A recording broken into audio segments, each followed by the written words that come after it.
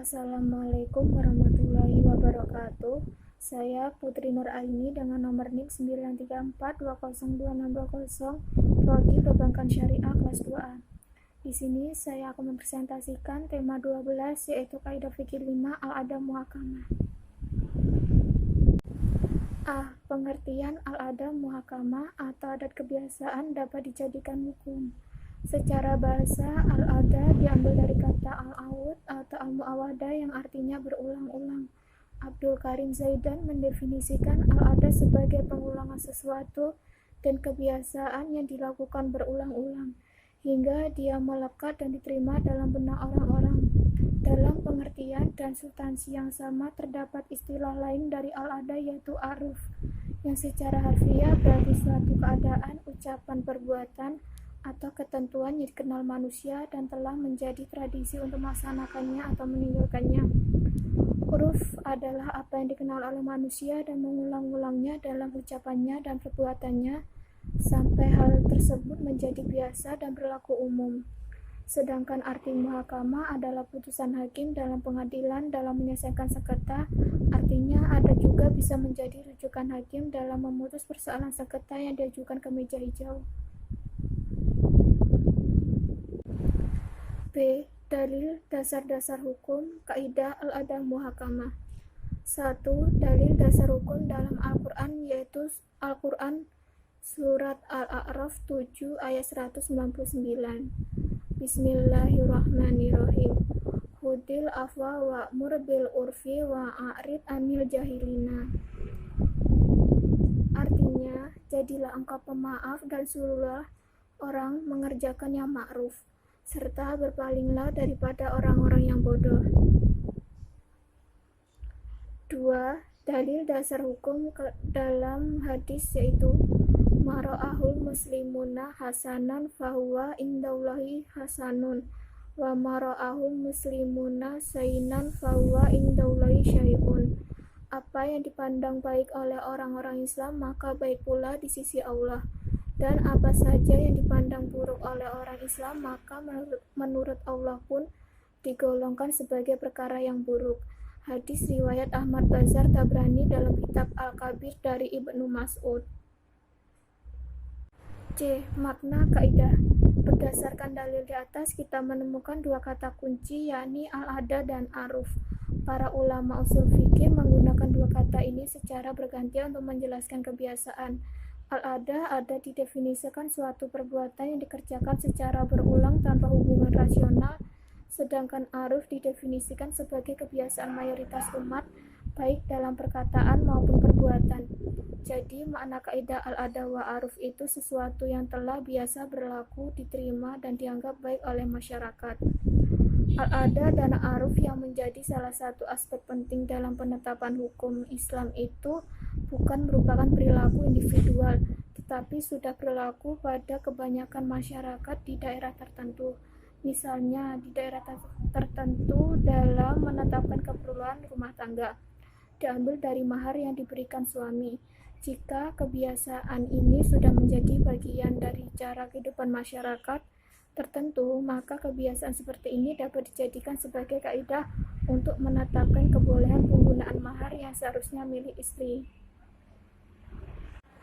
D. Kaidah-kaidah cabang dari al-adab muhakamah serta contoh penerapannya.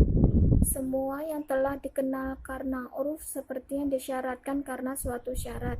Maksudnya, adat kebiasaan dalam bermuamalah mempunyai daya ikat seperti suatu syarat yang dibuat, meskipun tidak secara tegas dinyatakan, dan sesuatu yang telah dikenal masyhur secara uruf atau kebiasaan dalam sebuah komunitas masyarakat adalah menepati posisi. Hukumnya sama dengan sebuah syarat yang disyaratkan disebutkan dengan jelas walau sesuatu itu tidak disebut dalam sebuah akad atau transaksi atau ucapan, sehingga sesuatu itu harus diposisikan di hukum adat sebagaimana sebuah syarat yang telah disebut dalam sebuah akad. Haruslah ada atau dilakukan, namun dengan syarat sesuatu yang ma'ruf atau masyhur itu tidak bertentangan dengan syariat Islam. Contoh yaitu kasus menjual buah di pohon. Menurut Qiyas, hukumnya tidak boleh dan tidak sah karena jumlahnya tidak jelas atau majhul, tetapi karena sudah menjadi kebiasaan yang umum dilakukan di tengah masyarakat, maka ulama membolehkannya. Sesuatu yang telah dikenal di antara pedagang berlaku sebagai syarat di antara mereka. Maksud kaidah ini yaitu sesuatu yang menjadi adat di antara pedagang, seperti disyaratkan dalam transaksi. Kaidah ini adalah segala sesuatu yang sudah umum atau biasa dikenal di kalangan para pedagang. Maka posisi status hukum sesuatu ini adalah sama dengan seperti sebuah ketetapan syarat yang berlaku di antara mereka, walau sesuatu itu tidak disebutkan dengan jelas dalam sebuah akad atau ucapan.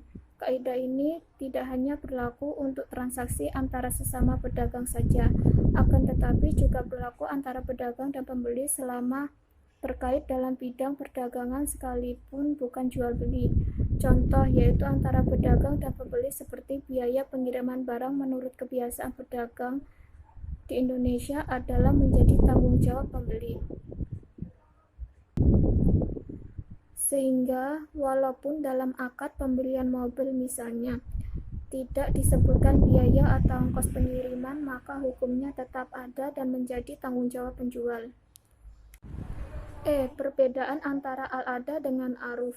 Perbedaan istilah al-ada dan aruf itu jika dilihat dari aspek yang berbeda, yaitu 1. Aruf hanya menekankan pada adanya aspek pengulangan pekerjaan dan harus dilakukan oleh sekelompok, sedang objeknya lebih menekankan pada posisi pelakunya. 2. Al-ada hanya melihat dari sisi pelakunya dan boleh dilakukan pribadi atau kelompok, serta objeknya hanya melihat pada pekerjaan. Sedangkan persamaannya di al-aruf dan al-ada merupakan sebuah pekerjaan yang sudah diterima akal sehat, tertanam dalam hal dan dilakukan berulang-ulang serta sesuai dengan karakter pelakunya. Maka dapat disimpulkan bahwa istilah al-ada atau adat dan aruf memang berbeda jika ditinjau dari dua aspek yang berbeda pula. Perbedaannya, istilah al-adat hanya menekankan pada aspek pengulangan pekerjaan, sementara aruf hanya melihat pelakunya. Di samping itu, adat bisa dilakukan oleh pribadi maupun kelompok, sementara aruf harus dijalani oleh komunitas tertentu. Dari kata terakhir itulah kata al-ma'ruf yang sering disebut dalam Al-Quran. Oleh karena itu, makna asli al-ma'ruf ialah segala sesuatu yang sesuai dengan adat atau kepantasan.